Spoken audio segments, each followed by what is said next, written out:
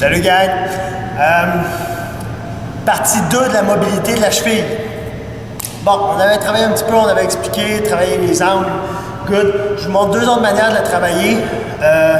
Une qui existe depuis longtemps, mais pas très utilisée. Surtout parce que ça demande d'aller chercher un accessoire. C'est bien plus facile de juste aller s'accoter au mur, comme je vous montrais dans la première vidéo, puis aller essayer de tirer les mollets là. Tout ce qu'on fait, prenez une bande élastique vraiment résistante, allez venir l'installer juste jusqu'à les phalanges vont commencer, juste avant que les orteils commencent. Et ensuite, tout ce que vous pouvez faire, c'est juste tirer dessus. On voit que ça va étirer. Cette méthode-là, si vous avez déjà une bonne mobilité dans les mollets, ne marchera peut-être pas.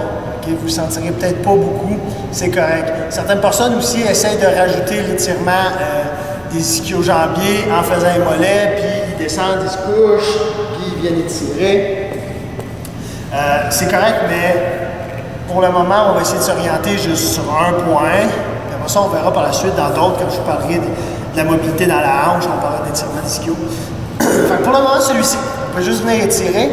Et ce qui est le fun, par contre, ce qui est un peu plus facile à faire, c'est venir jouer avec sa cheville.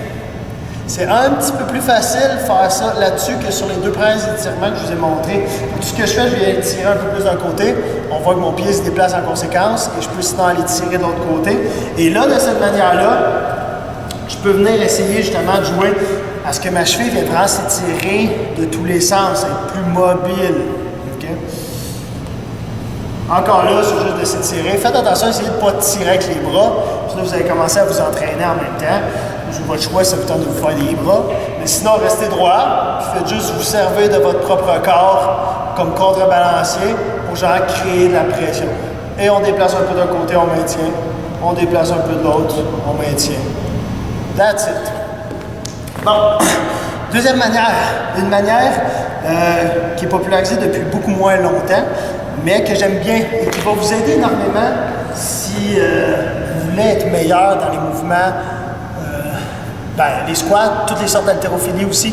Moi-même, j'ai eu pendant longtemps de la difficulté à venir profondément dans mon squat et être stable quand je raccrochais un squat clean ou un squat snatch.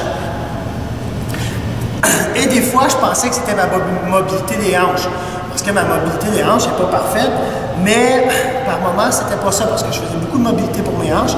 Et là, j'ai remarqué que c'était vraiment mes mollets qui devaient être plus flexibles pour être capable de dévancer légèrement pour se déplacer puis se positionner.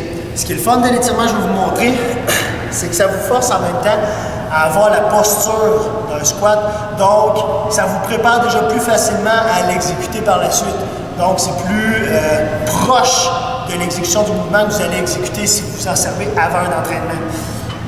Ce que vous allez faire, vous allez venir installer une barre que vous pouvez évidemment charger. Au début, juste la barre va suffire. Vraiment au bout de la cuisse, proche du genou, mais pas sur la rotule. Okay? Juste un peu en arrière quand même. Et vous allez descendre en position de squat. Pour certains, juste faire ça va être pénible. Certains vont avancer, les talons vont décoller du sol. Okay? Ça se peut, dans ce temps-là, travailler fort à reculer et rajouter du poids au pied, ça peut vous aider à vous stabiliser. Le poids fait en sorte, vu qu'il y a un petit peu d'avancée par rapport à votre cheville, il faut vous empêcher de tomber vers l'arrière. On s'assure bien sûr d'après ça d'essayer, on s'assure de positionner ses pieds comme il faut le plus possible. Et par la suite, en restant dans la position, on vient devancer le plus qu'on peut sans que le talon décolle, j'avance. Et je peux venir transférer mon poids un peu d'un côté et ensuite de l'autre. Toujours garder le talon au sol, parce que là, avec le temps, sinon, on va essayer d'avancer trop. Et je ne sais pas si on le remarque, mais là, mon talon est décollé. Si j'avance au bord, on voit plus, le talon est décollé. Je ne veux quand même pas faire ça. Je vais rester bien appuyé, poids sur mes talons. Là, hop, je tourne un peu d'un côté, je tourne un peu de l'autre. Et je me redresse avec le temps.